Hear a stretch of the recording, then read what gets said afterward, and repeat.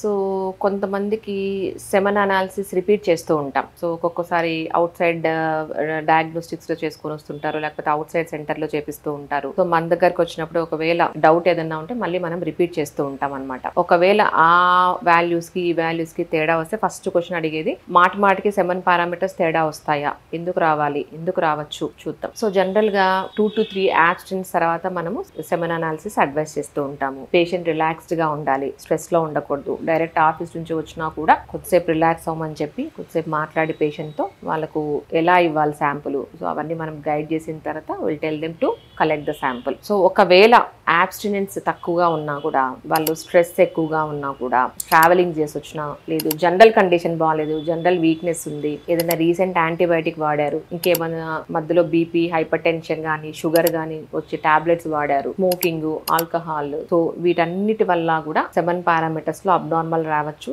Semen analysis ముందు దానికి దీనికి తేడా ఉండొచ్చు కూడా.